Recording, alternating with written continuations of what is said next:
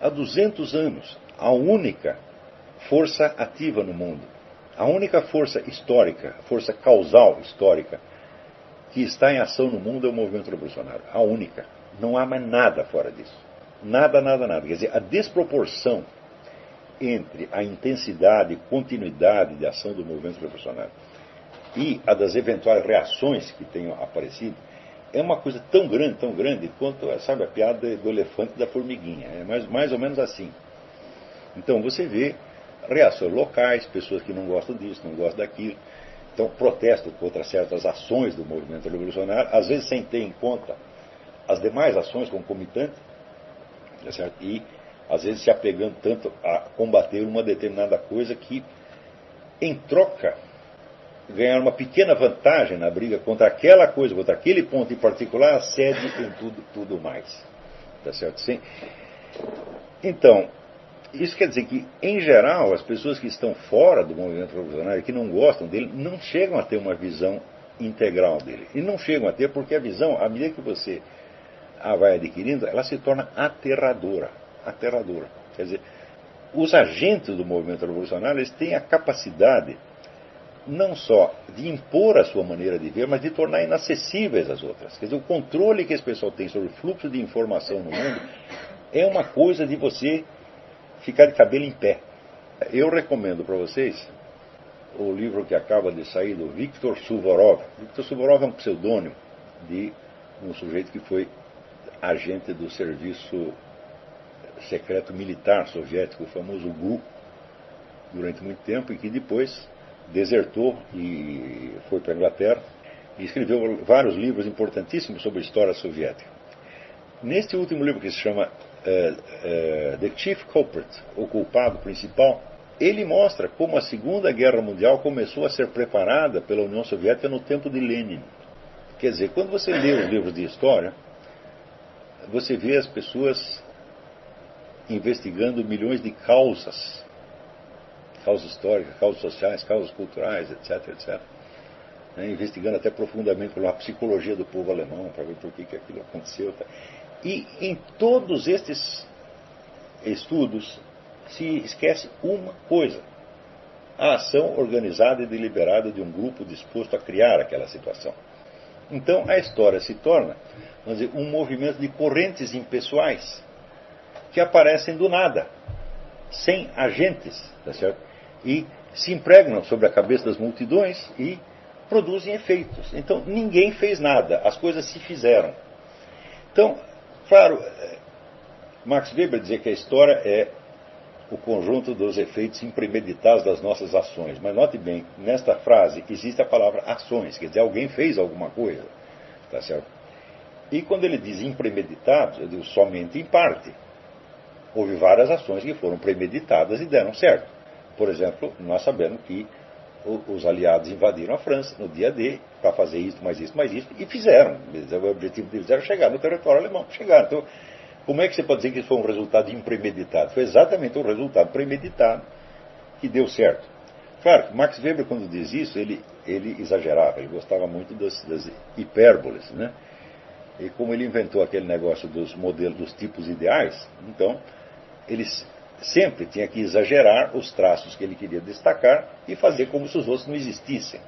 Mas ele sabia que isso era apenas, vamos dizer, um método de criar hipóteses, né? Então ele dizia, exagerar, você reclama que eu exagero, mas exagerar é a minha profissão. Quer dizer, está construindo tipos ideais, está exagerando.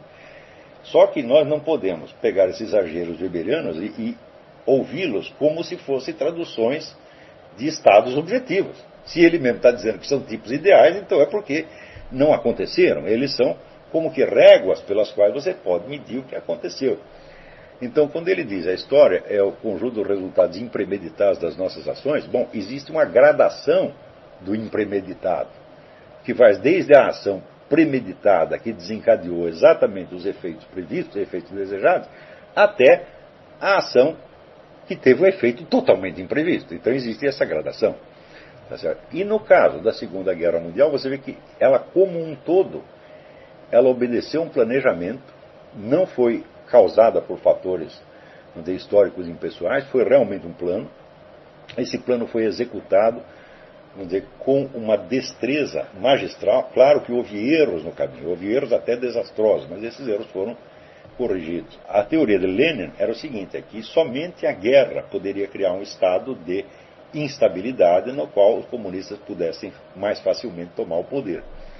Então, este, aliás, foi o motivo pelo qual a União Soviética assinou a paz em separado com a Alemanha, porque a Alemanha estava em extrema dificuldade por ter que guerrear em dois frontes ao mesmo tempo, isso na Primeira Guerra Mundial. Lenin percebeu que se os russos fizessem a paz com a Alemanha, então a guerra poderia continuar, porque a Alemanha iria atacar somente o Ocidente, estava, né, descarregada de metade das suas dificuldades. Então a guerra, que já estava para terminar, quer dizer, a Alemanha estava para se render ali, né, a guerra pôde ser continuada. Então você veja, a bandeira do socialismo era socialismo, a paz e o socialismo. E a primeira providência que eles tomam é dar um jeito de que a guerra possa prosseguir. Porém, a guerra não chegou a desencadear os efeitos desejados. Quer dizer, a guerra não durou o suficiente, não durou tanto quanto Lenin esperava que ela durasse. Ela acabou logo, com a total derrota da Alemanha. Então, Lenin falou, bom, se uma guerra não bastou, uma guerra mundial não bastou, precisamos fazer uma segunda. E ele traçou um plano que depois foi executado por Stalin. Qual era o plano? Na verdade, foi apenas uma repetição do que eles tinham feito na Primeira Guerra. Na Primeira Guerra, eles simplesmente aliviaram a Alemanha de uma parte dos seus encargos. Na Segunda, eles fortaleceram deliberadamente a Alemanha. Mas dizer que fortaleceram é como diz, um eufemismo.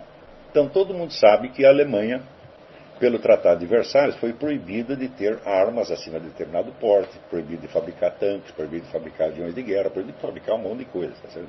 E, na verdade, proibido de ter um exército. Então, vamos dizer, é de conhecimento comum que a Rússia, aspas, ajudou a Alemanha a se rearmar. Mas a verdade não é esta. A Alemanha não tinha nada para ser ajudada. Ela não tinha um exército para ser ajudado. Não havia nada, realmente. Os russos criaram o exército alemão, dentro do seu território. Eles criaram a indústria bélica alemã. Eles criaram os campos de treinamento. Podemos dizer que praticamente toda a força de ataque alemã foi gerada dentro da União Soviética. Por quê? Stalin, quando tinha a ideia de aplicar o plano de Lenin para gerar uma nova guerra, ele levou em consideração uma informação importante, que era o livro do Adolf Hitler, Mein Kampf, no qual ele dizia que a Alemanha tinha feito um grande erro de atacar somente ao Ocidente, mas que ela devia se expandir ao contrário, para o outro lado, para o Oriente. Aparentemente, isso significava invadir a União Soviética, pelo menos invadir a Polônia. E depois da Polônia, a União Soviética não tinha fronteira direta, tinha que passar pela Polônia para chegar lá. Só que examinando melhor, ele viu que o plano de expansão ao Oriente, a que se referia ao Hitler, era um plano para muitos séculos. E que, a título imediato, vigorava outra coisa que o Hitler também dizia, que é o seguinte: o nosso inimigo principal é e será sempre a França. Stalin entendeu imediatamente. Olha, se o Hitler for atacar alguma coisa, não é nós. No máximo, ele vai atacar a Polônia. Mas o alvo prioritário dele é a França e Inglaterra, que é aliado da França, e que naturalmente viria em socorro da França no caso da França ser atacada. Então ele diz, não precisamos nos preocupar tanto com um ataque alemão. Isso quer dizer que ele foi burro? Veja, é incrível. Na época, Stalin era celebrado por todo o movimento comunista mundial como o maior gênio político-militar de todas as épocas.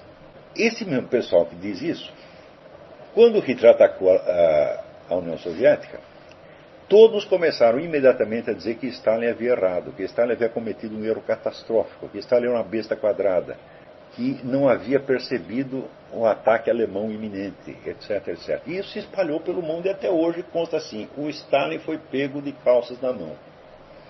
Digo, mas como é que o movimento comunista internacional, que idolatrava Stalin, de repente começou a publicar tanta coisa sobre o erro de Stalin? Erros infinitamente maiores nunca foram levados em conta. Hoje se sabe, o Viktor Suvorov descobriu documentos que provam que toda esta campanha sobre a burrice de Stalin foi alimentada pelo próprio Stalin. Por quê? Stalin nunca foi surpreendido pela Alemanha. Ao contrário, o plano dele era o mesmo de Lenin, quer dizer, usar a Alemanha como navio quebra-gelo para destruir as democracias liberais da Europa. Depois, ele atacaria a Alemanha pelas costas e tomaria a Alemanha e tomaria as democracias também. Quer dizer, tomaria a França, tomaria a Inglaterra, tomaria tudo. Tá certo? Então, a ideia é desse. Eles ganham e nós levamos. Para executar este plano, Stalin tinha preparado a maior ofensiva militar de todos os tempos. E todo o exército soviético já estava indo para a fronteira com a Alemanha, para invadir a Alemanha, com instrução de matar até o último alemão. Essa é a guerra de extermínio. Nós vamos ter que matar todos. Essa é literalmente essa instrução. E estavam a poucos quilômetros da fronteira quando foram atacados pelos alemães. Isso quer dizer que havia um plano, já em execução, avançado estado de execução, para atacar a Alemanha pelas costas, enquanto a Alemanha estava ocupada com França e Inglaterra.